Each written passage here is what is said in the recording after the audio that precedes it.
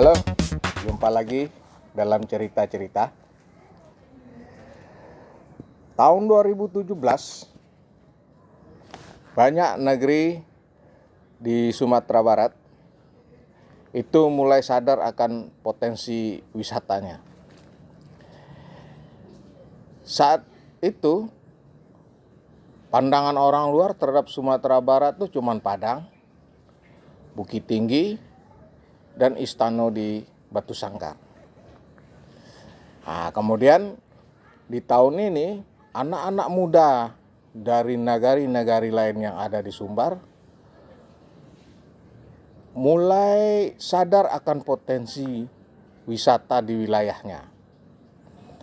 Banyak tempat sebenarnya di Sumatera Barat ini sangat indah dan memang layak untuk dijadikan destinasi wisata baru di sini. Sebab yang lain yang memicu keinginan seperti ini adalah semakin banyaknya anak muda yang hobi akan fotografi. Ini juga dipicu oleh banyaknya lulusan SMK jurusan multimedia dan lulusan ISI Padang Panjang jurusan broadcasting. Mereka inilah yang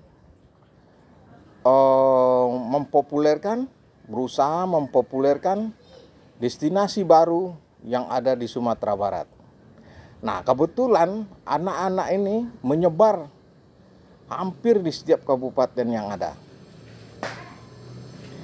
Di samping itu, yang memicunya adalah semakin luasnya pemakaian terhadap smartphone.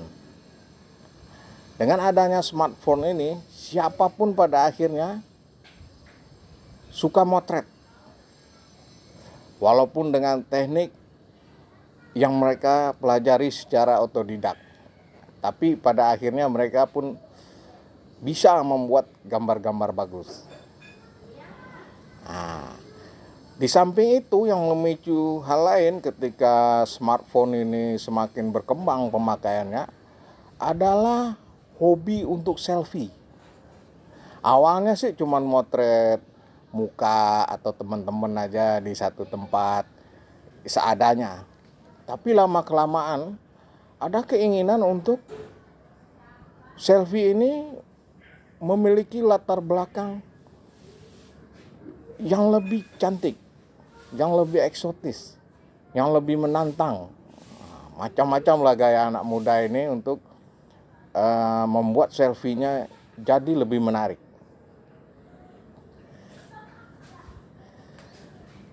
Akhirnya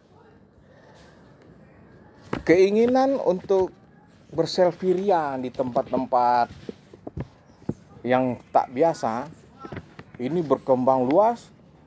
Dan akhirnya secara tidak langsung mereka-mereka inilah yang akhirnya menyebarkan bahwa di satu tempat ada tempat yang sangat eksotik. Dan akhirnya dari gambar ke gambar dengan yang diunggah di medsos kayak di Instagram atau FB, itu akhirnya memicu para penggiat selfie ini untuk mencoba juga tempat yang sama. Akhirnya mereka saling mencoba tempat itu dan akhirnya tempat itu berkembang jadi destinasi wisata yang baru di Sumatera Barat.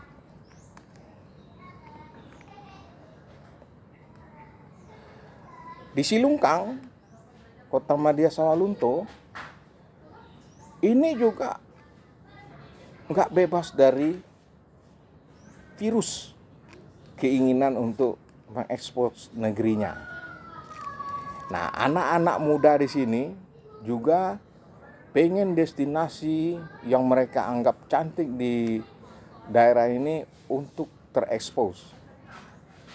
Tahun 2017 inilah saya diajak oleh anak-anak muda ini, dimotori oleh Ferdi, dimotori oleh Mete, dan beberapa anak-anak di desa sekitar microwave.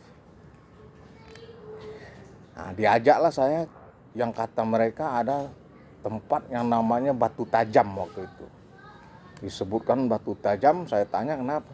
Karena batunya di situ ukurannya masif dan tajam. Bisa berdarah kita kalau nggak hati-hati memanjat batu itu. Saya juga cukup penasaran ya, kok ada situs seperti ini di kampung saya. Akhirnya saya ikut mereka, mulai dari pagi hari mengikuti sebuah trekking. Lama berjalan mengikuti jalan ini, akhirnya saya kok mulai sadar nih, kayaknya trek yang pernah saya lalui. Saya dulu memang waktu SMP dan SMA tuh punya hobi hiking. Saya suka hiking di sekitar Sawalunto lah. Hampir setiap minggu kita pasti melakukan hiking. Nah, salah satu tempat yang selalu saya singgahi adalah rute ini. Jangan-jangan nih tempat udah pernah saya temukan nih, atau udah pernah saya kita lihat. Saya jalan aja ke atas, ikutin mereka sambil ngambil gambar, melihat kehidupan di sepanjang perjalanan, dan juga akhirnya mereka ngeliatin ke saya, nih loh, ini ada batu kayak anjing laut katanya. Masa sih, kata saya.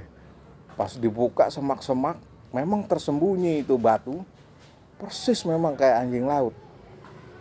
Ini saya surprise, ini jangan-jangan memang tempat saya kecil dulu main nih kan.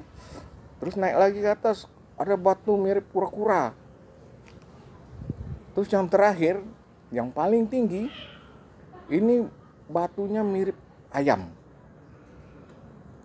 Kita naik terus ke atas, cuman memang naik ke sini harus hati-hati. Apa yang mereka sebut batu tajam itu memang bukan sekedar isapan jempol. Memang batunya tajam. Dan tingkat kemiringan untuk naik ke atas itu nggak main-main, 90 derajat. Memang nggak terlalu sulit untuk nanjatnya, karena banyak pegangan dan injakan untuk naik ke atas. Cuman kalau nggak hati-hati kita megang atau kita menginjak, sepatu kita pun bisa jebol. Saking tajam dan runcingnya batu-batu di situ.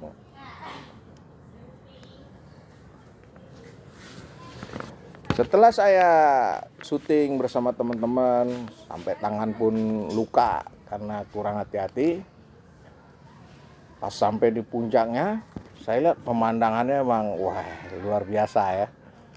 Di desa nggak ada polusi, jarak pandang tuh sampai 60 kilo lah, sehingga saya bisa lihat di situ Gunung Merapi, bisa lihat Gunung Sago yang ada di Payakumbuh. Itu kalau dari tempat saya ke Payakumbuh tuh bisa 3 jam, tapi kita bisa lihat gunung saking bersihnya di atas. Terpikir oleh saya, gimana caranya membantu anak-anak muda ini supaya destinasi menarik ini jadi terkenal.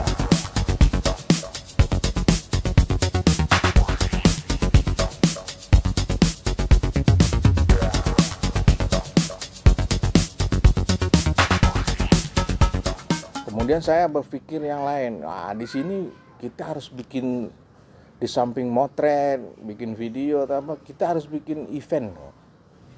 Apa ya kira-kira yang pas? Nggak lama kebetulan ada sebuah koperasi songket yang ada di Silungkang nawarin saya untuk bikin profilnya. Wah, ini bisa kali ini, kata saya kan. Jalan untuk memperkenalkan destinasi Batu Tajam ini. Dulu belum ada nama Batu Runcing, kita masih sebut Batu Tajam. Akhirnya ketika itu didesain profil itu, ada satu segmen yang harus menampilkan produk dari songket Silungkang ini. Saya berpikir kalau cuman digeletakin di lantai atau digantung di dinding kan nggak kelihatan seperti apa bagusnya songketnya itu. Saya akhirnya ngomong ke ketua koperasi, Pak Ongku, kita sebut Ongku Pidar, guru Pidar. Gimana kalau kita bikin fashion show? Nah, waktu itu guru Pidar bilang, kita fashion show-nya di pasar. Enggak, kita nggak bikin fashion show di pasar. Kita bikin fashion show di atas. Saya tunjuk itu posisi batu tajam itu. Di mana tuh? Mau nggak? Kata saya. Itu di sana. Oh iya, susah nggak ke sana? Ya, kalau anak-anak muda bisa lah, kata saya ke guru Pidar gitu kan. Ternyata sambutan beliau cukup menyenangkan hati, antusias dia ngeliat, wah ini ada ide nih bikin fashion show di puncak bukit, belum pernah ada. Itu menarik buat beliau kan. Akhirnya teman-teman saya kayak Ferdi sama Maete dan satu guru yang keren, Bu Rani dan Pak Edi, saya hubungin, bisa nggak bikin fashion show? Oh bisa katanya. Tapi kita nggak di tempat yang normal loh. Kita bikin fashion show-nya di puncak bukit, berketinggian dan curam. Wah, tergugah juga tuh orang berdua kan, Bu Rani sama Pak Edi. Oke katanya, kita bikin. Tapi ini bukan pertunjukan fashion show, ini sebenarnya syuting untuk bikin profil songket kita, songket Silungkang. Oh gitu, boleh katanya. Wah, akhirnya mereka latihan nggak lama, cuma dua hari selesai, siap. Oke, kita naik ke atas kan. Kemudian ada unsur lain di desa itu juga tertarik, itu pemain rebana. Jadi kalau gitu di Silungkang marpulai atau pengantin pria ke tempat pengantin wanita itu digiring sama rebana namanya kita tak tumbin. Tak tumbin tuh pengiring pengantin pria untuk datang ke rumah pengantin wanita. Nah, ini pun pengen ikut ke atas. Oke, kita ikut ke atas. Itu kita pakai untuk menggiring para tamu ke posisi catwalk. Akhirnya persiapan anak-anak pas di hari H kita bikinlah fashion show di batu, kita kemudian rubah namanya jadi Batu Runcing. Ini mungkin fashion show kreasi kita sendiri. Sebenarnya dua target yang bisa kita dapat, mempromosikan batu runcing atau batu tajam, kemudian juga mempromosikan produk asli wilayah kita, songket. Akhirnya seluruh prosesi ternyata cukup menarik buat Pemda di sana. Akhirnya mereka berdiskusi dengan kita, kemudian akhirnya Pemda pun tertarik untuk mengembangkan Batu Runcing ini menjadi destinasi wisata baru di Kota Sawalunto, selain Kota Tua dan daerah pertambangannya. Jadilah kita sekarang menjadi Batu Runcing ini destinasi baru wisata di Kota Sawalunto. Yang datang ke sini itu bukan orang di Kabupaten Solo atau Sejunjung aja. Hampir semua orang di Sumatera Barat pun pengen lihat seperti apa Batu Runcing ini. Dan di waktu berikutnya kita juga bikin pementasan. Pementasannya puisi dari teman-teman se-Sumatera, Jawa, dan ada juga dari Malaysia. Terakhir malah ada juga pembaca puisi dari Rusia. Nah, sekarang Batu Runcing memang sudah dianggap sebagai destinasi wisata di Kota Sawalunto. Ini salah satu contoh bagaimana anak-anak muda di satu tempat di Minang berusaha juga untuk mengedepankan desanya atau tempatnya untuk jadi destinasi baru. Fenomena ini bukan terjadi di Silungkang aja. Contohnya Mande. Mande pun seperti itu awalnya. Dari sesuatu yang nggak dikenal, kemudian datang off-roader dari Padang, main-main ke situ, ternyata itu ada satu tempat yang belum banyak orang tahu. Mungkin cuma orang-orang di sekitar mainan aja ada pemandangan secantik gitu kan. Nah, pada akhirnya usaha-usaha yang dilakukan oleh anak-anak muda di satu tempat inilah yang akhirnya memunculkan destinasi-destinasi baru di Sumatera Barat. Jadi kalau Anda datang ke Sumatera Barat, jangan cuma lihat Padang, Bukit Tinggi, atau Pagaruyung aja. Itu memang destinasi yang selalu ditawarkan oleh Pemda Provinsi. Tapi kalau Anda pengen ngeliat Minang, coba jalan-jalan sama anak-anak mudanya. Nah, jalan sama anak-anak muda lokal, atau bisa siapa aja yang bisa Anda hubungi, jalan di situ. Pakai motor, jangan pakai mobil.